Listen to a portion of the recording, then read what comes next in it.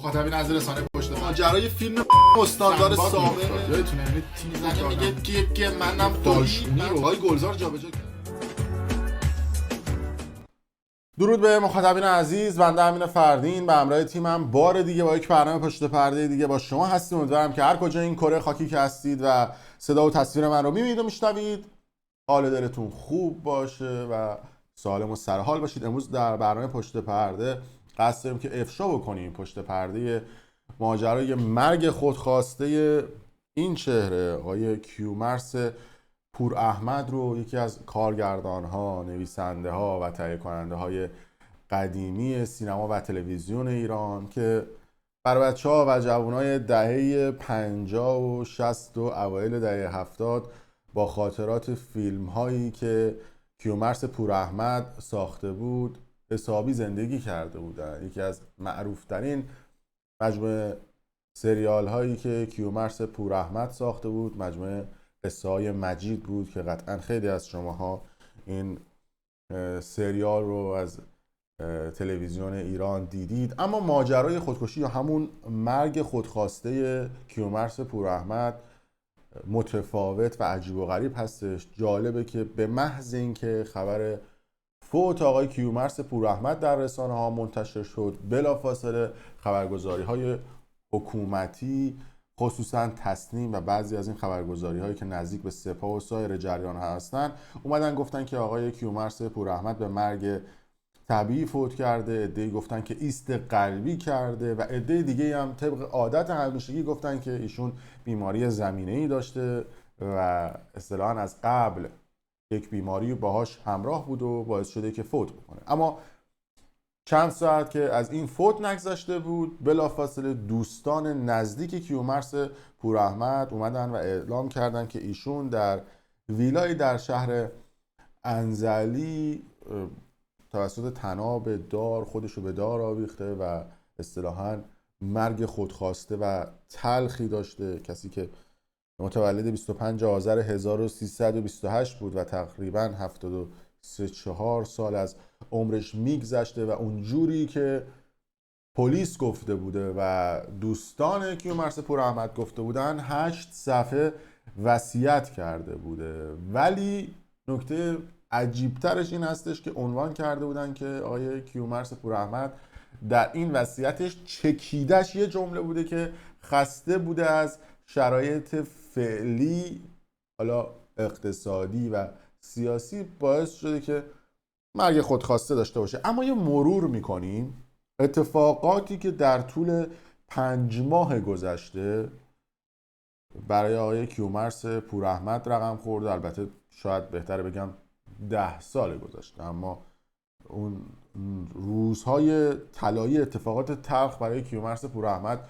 برمیگرده به 5-6 ماه پیش و چه اتفاقاتی رخ میده که دیگه این شخص نمیتونه عملاً فشارها رو تحمل بکنه و تصمیم میگیره که به زندگی خودش پایان بده. کیومرث پور احمدی که یه دونه دختر داره به اسم مریم پور احمد، اسم فامیلش البته حالا میشه گفت که دخترش فرانسه زندگی میکرده و اواخر شهریور ماه و اوایل مهر ماه بعد از کشته شدن مهسا امینی ما دیدیم دیگه بسیاری از سلبریتی ها و هنرمندها اومدن از مردم حمایت کردن و اومدن پشت مردم و یک موج عجیب و غریب و برای اولین بار بود که ما شاهد این بودیم که سلبریتی ها اومده بودن پشت مردم، افراد معروف و مشهور و با اعتبار اومده بودن پشت مردم و حمایت میکردن از مردم و یکی از این افراد هم کیومرث پور احمد بود که اومده بود از مردم حمایت میکرد. همین حمایتش باعث شد که ایشون ممنوع الخروج بشه. دختر ایشون در حال حاضر در فرانسه زندگی میکنه و یه دونه دخترم بیشتر گویا نداشته و همین دمدمای عید، همین 3-4 هفته پیش که ایشون تصمیم گرفته بوده که بره فرانسه و به دخترش سر بزنه ممنوع الخروج بوده و بهش گفته بودن با توجه به اینکه در طول 6 ماه گذشته شما یک پست اینستاگرامی گذاشتید، بارها حمله کردید به حکومت و جای مختلف، مثل خیلی از سلبریتی ها و افراد معروف و مشهور، آقای کیومرث پور احمد رو هم ممنوع الخروج کرده بودن و اجازه خروج از کشور رو نداشت. یعنی ببینید تو مملکت یک بهشتی رو ساختن که جریمه افراد این هستش که از این بهشت بیرون نرن، که خودشون میدونن چه گندونی و چه کثافت دونی درست کردن و میگن که جریمت اینه که بمونی همینجا و توی این مملکت گل و بلبلی که ما برات ساختیم زندگی بکنیم. اما آقای کیومرث پوراحمد ما شاهد این بودیم که بارها و بارها به حاکمیت و به اون سیستم تاخته بود. حتی در مراسم 40م خشایار الوند 4 سال پیش هم یک ویدیو از ایشون بیرون اومده بود که یک اصطلاحاً صحبت‌های جنجالی کرده بود که اون سالها این صحبت‌ها رو به شدت سانسور کرده بودن و تو رسانه‌ها این ویدیویی که من براتون پخش دارم میکنم خیلی کمیابه، یعنی خیلی سخت میشه این ویدیو رو پیدا کرد. حالا مثلا چند تا سایت گذاشته بودن، ورداشته بودن، بقیه گذاشته بودن و این صحبتایی که کیومرث پوراحمد کرده بود با شدیدترین سانسورها توی فضای مجازی همراه بود و نذاشته بودن صحبتای کیومرث پوراحمد اصطلاح خودمون وایرال بشه. بریم صحبتاشو بشنویم که توی مراسم 40م خشایار الوند یکی از نویسنده‌های خوش‌ذوقی که در دوران میانسالی فوت کرد چی بوده بشنوید. شناختم و رو جهگاه این من دیده بودمش و این سریال پایتخت که برای من خودم که سالهاست تلویزیون جمهوری اسلامی رو نگاه نمی کنم، ولی خب مردم خیلی می دیدم در پایتخت حرف می زنن و خیلی استقبال کردن و می خندن به حالواش. آقای ملکی گفتش که امروز روز خیلی بدیه، روز سختیه. بله امروز واقعا روز بدیه، روز سختیه، ولی در این 40 سال گذشته کدوم روز ما روز خوبی بوده؟ این خشایار الوند یک منافق واقعی بود چون مردم میخندون. خنده که مکروه هست یا حرام است، یکی از این دو هست. رقص و شادی اینا هم همینجور مکروه هست یا حلال یا حرام است، بالاخره یکی از این دو هست. این منافق مردم میخندون. خشایار الوند. بله این صحبت‌های کیومرث پوراحمد صحبت‌های شجاعانه بود که البته به نظر من اون اصطلاحاً نقطه قرمز رو زد و دقیقاً زد وسط خال و صحبت‌های درست و دقیقی کرده بود. چون این سیستم آخوندی رو وقتی ما می‌بینیم شبکه 1 اینطوری کنترل رو می‌گیری می‌زنی شبکه 1 نمیدونم آخونده، شبکه 2 مداح، شبکه 3 فلان شخص دستم باران پایم باران، اینا همش یعنی در حال عزاداری و زدن تو سر خودشون. به حال نقطه درستی رو هدف گرفته بود و بازم میگم که این کیومرث پوراحمد همیشه اعتراضات خودش رو داشته و حتی یک پست اینستاگرامی هم منتشر کرده بود همین چند ماه پیش در خصوص جشنواره فجر و گفته که چند سالیه که جشنواره فیلم فجر دیگر جشنواره جشن سینمای ایران نیست. خیلی از بازیگرها و سلبریتی ها اومده بودن جشنواره فجر رو تحریم کردن. کیومرث پوراحمد هم یکی از اون افراد بود که گفته که جشن 2-3 تا ارگان خاصه، نه جشنواره سینمای ایران. در این چند ساله جشنواره برای من هیچ ارزش و اهمیتی نداشته، به خصوص در این یک سال خونبار و دردناک، اما مالک فیلم تهیه کننده است و تهیه کننده تصمیم میگیره که این فیلم حضور داشته باشه یا نباشه و تصمیم گرفته که فیلم من، یعنی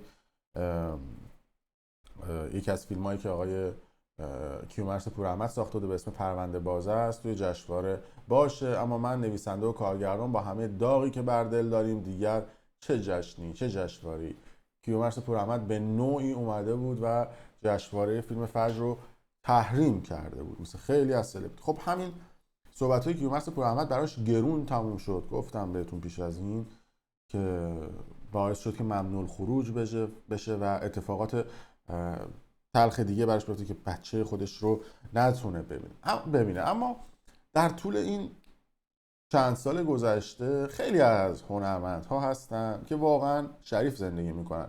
اگه یادتون باشه من تو تمام ویدیوام گفتم که اگر سینمای ایران رو ما حالا بگیم که 100%ش فساد هست، نه، واقعا 10% از اهالی سینمای ایران دارن شریف زندگی میکنن، 90% دیگه در صنعت پر رونق سینمای ایران دارن افتضاحات عجیب و غریبی رو به بار میارن. آقای کیومرث پوراحمد جز اون 10% پاک سینمای ایران بود. اینو من نمیگم، قطعا خیلی از کسانی که توی بدن سینما ایران بودن میتونن حرف من رو تایید بکنن. بارها و بارها فیلم های ایشون و اصطلاحاً پروژه هایی که ایشون نوشته بودن رد شد و تایید نمی‌کردن که ایشون فیلم بسازه و فشار روحی زیادی روی ایشون بود. البته خب روزنامه کیهان هم بارها و بارها به کیومرث پوراحمد حمله کرده بود. من یادم چند وقت پیش داشتم یک مقاله می‌خوندم که راجع به تحریم سلبریتی ها بود که اومده بودن جشنواره فیلم فجر رو تحریم کردن. خب به هر حال من خبرهای سلبریتی ها رو دنبال میکنم به خاطر کارم. نوشته بودن که آره کیومرث پوراحمد روغن ریخته شده رو خرج امامزاده کرده. این فیلمش که حالا پرونده باز است، فکر میکنم مال یک جوان 15-16 ساله‌ای بوده که یک جرم مرتکب شده و حکمش اعدام بوده و توی کانون اصلاح و تربیت بوده. توی زندان قزلحصار این فیلم اصطلاحاً ساخته شده و فیلم برداری شده بوده. از قوه قضاییه مجوز گرفتن که کیهان گفته بود که توی مرداد ماه و شهریور ماه که مردم توی خیابون‌ها درگیر کشته شدن مهسا امینی بودن، کیومرث پوراحمد اومده بوده و مجوز گرفته بوده از قوه قضاییه و داشته فیلم میساخته. خب این منافاتی نداره با اینکه حالا شما یه فیلم بسازی ولی طرفدار اون سیستم و حکومت باشی. حتی شما میتونید با فیلم ساختنت به نوعی حمله بکنی، یعنی اصطلاحاً سلاح اون سیستم رو بگیری و به سمت خودش حمله بکنی. و روزنامه کیهان که همیشه باید به عنوان ساقی حلال خور ازشون یاد بکنیم، این حمله رو هم به کیومرث پوراحمد کرده بود. اما حالا رسانه کیهان و سایر رسانه‌های حکومتی که ادعا میکنن صادق هستن، قسم خبرنگاری خوردن و ادعا میکنن که همه چیز رو به مردم در اون حکومت اسلامی دارن صادقانه میگن، آیا میان راجع به اون 8 صفحه وصیت کیومرث پوراحمد صحبت بکنن که کیومرث پوراحمد انتقاد کرده بود از اون حکومت و بهش اجبار کرده بودن که بیاد جلوی دوربین و اعتراف اجباری بکنه بابت صحبتایی که در خصوص جشنواره کرده بوده و اجبار بهش کرده بودن که بیاد اعتراف اجباری بکنه و تن نداده بوده به اعتراف اجباری، تن نداده بوده از حمایت از اون سیستم و حکومت. آیا میاید اینا رو به مردم بگید؟ تمام این اتفاقات توی اون 8 صفحه وصیت‌نامه نوشته شده بوده که دستگاه‌های امنیتی و دستگاه‌های ناظر کیومرث پوراحمد رو تحت فشار قرار دادن که اگر می‌خوای فعالیت بکنی، اگر می‌خوای ممنوع الخروجیت برداشته بشه، اگر می‌خوای دخترتو ببینی، باید ویدیو بدی و بگی من غلط کردم و اشتباه کردم این صحبت‌ها رو کردم. در حال یه شخصی که یه کارنامه هنری سنگین داره، آبرو و اعتبار پیش مردم داره، ترجیح نمیده که آبروشو قمار بکنه و بیاد جلوی دوربین و فیلم اعترافات اجباری رو بگه. بعضی از این اعترافات اجباری هم پخش نمی‌کنن. شما فکر نکنید که این فیلم‌ها رو خیلی از این سلبریتی ها و حکومت آدمایی که تو اون حکومتن یا خیلی از اون آدم‌هایی که معروف و مشهورن ازشون فیلم گرفتن و ازشون اعتراف اجباری گرفتن. میتونم علی صبوری رو مثال بزنم، میتونم چندین تا از این خواننده‌هایی که الان مجاز شدن، چندین سال پشت در ارشاد بودن برای مجوز رو برای شما مثال بزنم که میبرن و ازشون فیلم میگیرن و بهشون میگن که اگر یه زمانی دست از پا خطا بکنی، اگر یه زمانی از کشور خارج بشی یا هر کاری بکنی، این فیلمت رو پخش میکنیم، آبروت رو میبریم و اعتبارت رو نابود میکنیم. این فیلم ها برای اون موقع استفاده میشه. اما این خانواده پوراحمد واقعا صورت خودشون رو با سیلی سرخ نگه می‌داشتن. همسر ایشون خانم مهرانه ربی که عموما عکسای کمی از ایشون هست، میتونه تمام این صحبتایی که من میکنم رو تایید بکنه. از دار دنیا اینا یه دونه ساختمون اداری خریده بودن توی ساختمان پزشکی یاس توی منطقه ولیعصر تهران، طبقه سومش یه واحد داشتن. یه مقداری هم از پولشون رو چند سال پیش سرمایه گذاری کرده بودن توی پروژه های بابک زنجانی که بابک زنجانی حالا پولش رو خورده بود، برده بود، یا حالا بعد از بازداشت و دستگیریش عملا پروژه ها خوابید و قسمت زیادی از سرمایه خانواده پوراحمد بالا کشیده شد توسط حکومت و دولت. یه مقدار دیگه یه واحد اداری داشتن توی ساختمان پزشکی یاس و یه دونه ماشین آی-20 آبی که خونهشون هم دقیقا همون هلوش خیابون تو منطقه ولیعصر بغل همین ساختمان پزشکی یاس بوده که تا پارسال هم کرایه‌ای که میگرفتن 9 میلیون بوده، یعنی تنها منبع درآمدشون بوده که امسال اون 9 میلیون شده بوده 20 میلیون. یعنی خودتون هم میدونید توی ایران برای کیومرث پوراحمدی که تریلی کارهای هنریشون رو نمیکشه، تنها منبع چقدر سوتی میدم امروز، تنها منبع درآمد ایشون همون ماهی 20 میلیونی بوده که خیلی از پروژه هایی که ایشون گرفته بوده پولشون ندادن. روزنامه کیهان و سایر رسانه‌ها گفتن که آقای کیومرث پوراحمد پروژه های میلیاردی گرفته بوده از دولت، از قوه قضاییه و جاهای دیگه، حسابی پول چاپیده و حسابی پول گرفته. هیچ کدوم از این ارگان ها و سازمان ها پول کیومرث پوراحمد رو ندادن و همه چک ها و فیش ها و نمیدونم رسیدهاش هم دست خانم ایشون هست. و میخوام به شما بگم که فشارهای روحی که اون حکومت و سیستم میاره روی این افراد به حال یک اعتبار، یه شأنی توی جامعه دارن. نمیتونن به تو جامعه بگن که آقا ما فیلمنامه‌هامون رد میشه، منبع درآمد نداریم. آقا ما بهمون گفتن بعد اعتراف اجباری بکنیم. مجبور میشن که یک مرگ خودخواسته داشته باشن و کیومرث پوراحمدی که ما با خاطرات ایشون و خاطرات فیلم های ایشون زندگی کردیم تصمیم میگیره که یک مرگ تراژدی داشته باشه و تلخ و عجیب و غریب. روحش شاد، یادش گرامی، اما ما در رسانه پشت پرده کارمای اون افرادی هستیم که ظلم میکنن به این افراد و میخوان که واقعیت سانسور بشه. در هر صورت مرسی که تا این لحظه با ما بودید. اگر دوست داشتید ویدیو بر دوستان خودتون به اشتراک بذارید، کانال ویدیویی یوتیوبی ما رو سابسکرایب کنید. چقدر من امروز سوتی دادم، کلکسیونی از سوتی ها بود. مرسی که تا این لحظه با ما بودید. ممنونم.